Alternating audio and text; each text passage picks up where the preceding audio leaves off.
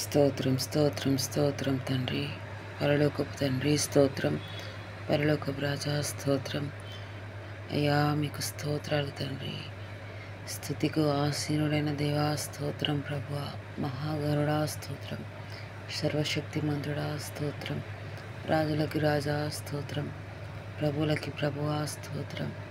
నిన్న నేడు నిరంతరం ఏకరీతిగా ఉన్న దేవా స్తోత్రం. స్తుతులకి పాత్రుడా స్తోత్రం, ఆరాధనకు యోగ్యుడా స్తోత్రం. అయ్యా తండ్రి, ఆకాశంలోనైనా తండ్రి మీరు ఆశీనుడై మమ్మల్ని ఆశీర్వదించేవాడా స్తోత్రం, మమ్మల్ని పోషించేవాడా స్తోత్రం. అయ్యా తండ్రి, మమ్మల్ని నడిపించేవాడా మీకు స్తోత్రం స్తోత్రం స్తోత్రం తండ్రి. మేము స్తుతిస్తున్నాం అయ్యా, మిమ్మల్ని ఘనపరుస్తున్నాం తండ్రి. మా మధ్యలోనైనా తండ్రి మీ ఆత్మ సంచారం జరుగునుగాక. పరిశుద్ధాత్మని సన్నిధి మాపై కుమ్మరించబడాలి ప్రభు. అంత్య దినాల్లోనైనా తండ్రి మీరు మీ ఆత్మని ఆత్మాభిషేకాన్ని మాపై కుమ్మరిస్తారని వాగ్దానం చేసిన దేవా మీకు స్తోత్రములు తండ్రి. వాగ్దానం చేసిన వాడవైన తండ్రి మీరు నమ్మకమైన వాడు ప్రభు. స్తోత్రం తండ్రి. అయ్యా తండ్రి, మేము ప్రకటన గ్రంథాన్నినైనా తండ్రి చదువుకుంటుండగా అయ్యా మీరే మాతో మాట్లాడండి. అయ్యా తండ్రి, సూటిగా స్పష్టంగా మీరే మాతో మాట్లాడండి. అంత్యకాల కడవరి దినాల్లో ఉన్నాం ప్రభువా. అయ్యా తండ్రి, మీ వాక్యాన్ని కడవరి వర్షంగానైనా తండ్రి మా మధ్యలో మీరు ఉంచినందుకు స్తోత్రం తండ్రి. అయ్యా తండ్రి, ఇంకా ఎందరైతే ప్రభువ మనోనేత్రాలు తెరవించబడాలో ప్రభువ వాళ్ళందరికీ తెరవబడాలి ప్రభువ. మీ వాక్యం ద్వారా ప్రభువ తండ్రి వారందరికీనైనా తండ్రి చేర్చబడాలి. సర్వలోకానికి సర్వ సృష్టికి మీరు సువార్త అందించమని నైనా తండ్రి ఈ విశ్వాసులుగా మమ్మల్ని అందరినీ మీరు లేపుతున్న దేవా స్తోత్రం ప్రభువ. సువార్థికులు లేపబడాలి, ప్రార్థనా పరులు లేపబడాలి. అంత్య దినాలైనా తండ్రి మీ ఆత్మను పొందుకొని ప్రభువ తండ్రి మీ పరలోకానికి చేర్చబడాలి. అయ్యా తండ్రి, మా యొక్క ప్రార్థన మీ యొక్క పాదాల చెంత చేరుతుందని నమ్ముచున్నాం తండ్రి.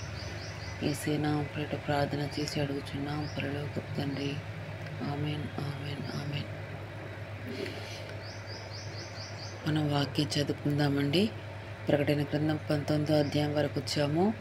మనకు సమయం లేకున్నా కూడా మనం వాక్యాన్ని ఆన్లైన్లో చదువుతున్నప్పుడు మనం శ్రద్ధగా విని చూసి చదువుకొని మీరు దాన్ని ఆలకించి సమయాన్ని వృధా చేసుకోకుండా దేవుని సన్నిధిలో ఉండడానికి ప్రయత్నిద్దాము. ప్రకటన గ్రంథము 19వ అధ్యాయం చదువుకుందాము. అటు తర్వాత బహుజనుల శబ్దము వంటి గొప్ప స్వరము పరలోకమందు ఇలాగూ చెప్పగా వింటిని, ప్రభువును స్తుతించుడి, రక్షణ మహిమ ప్రభావములు మన దేవునికి చెల్లును. ఆయన తీర్పులు సత్యములను న్యాయములవై ఉన్నవి. తన వ్యభిచారముతో భూలోకమును చెరపబడిన గొప్ప వేశ్యకు ఆయన తీర్పు తీర్చి తన దాసుల రక్తమును బట్టి దాన్ని ప్రతిదండన చేసెను. మరి రెండవసారి వారు ప్రభువును స్తుతించుడి అనిరి.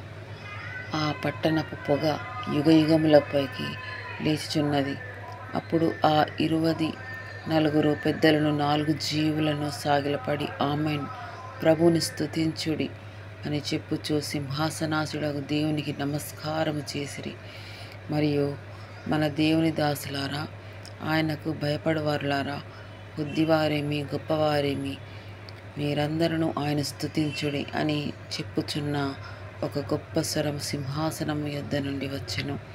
అప్పుడు గొప్ప సమూహము శబ్దమును, విస్తారమైన జలముల శబ్దమును, బలమైన ఉరుముల శబ్దమును పోలిన ఒక స్వరము, సర్వాధికారియగు ప్రభువునగు మన దేవుడు ఏలుచున్నాడు, ఆయనను స్తుతించుడి.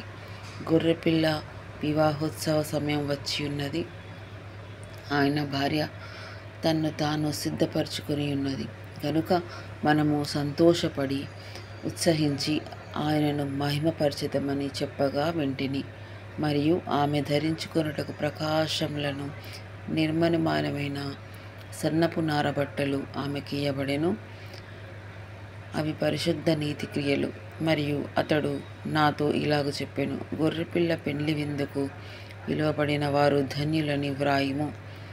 మరియు ఈ మాటలు దేవుని యథార్థమైన మాటలని నాతో చెప్పెను. అందుకు నేను అతనికి నమస్కారము చేయుటకై అతని పాదముల ఎదుట సాగిలపడగా అతడు, వద్దు సుమి, నేను నీతోనూ యేసును గూర్చిన సాక్ష్యము చెప్పు నీ సహోదరులతోనూ సహదాసుడను. దేవునికే నమస్కారము చేయము. యేసును గూర్చిన సాక్ష్యము ప్రవచనసారమని నాతో చెప్పెను. మరియు పరలోకము తెరవబడి ఉండుట చూచితిని. అప్పుడదిగో తెల్లని గుర్రం ఒకటి కనబడెను.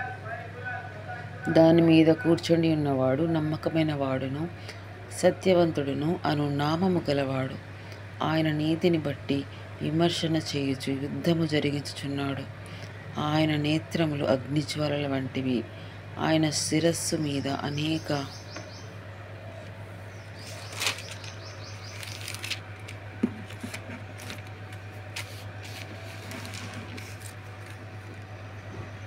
కిరీటములుండెను. వ్రాయబడిన ఒక నామము ఆయనకు కలదు. అది ఆయనకే గాని మరి ఎవరికీ తెలియదు. రక్తములో ముంచబడిన వస్త్రము ఆయన ధరించుకొని ఉండెను. మరియు దేవుని వాక్యము అను నామము ఆయనకు పెట్టబడి ఉన్నది. పరలోకమందున్న సేనలు శుభ్రమైన తెల్లని నారబట్టలు ధరించుకొని తెల్లని గుర్రములెక్కి ఆయనను వెంబడించిరి. జనములను కొట్టుటకై ఆయన నోట నుండి వాడిగల ఖడ్గము బయలువెడలుచున్నది.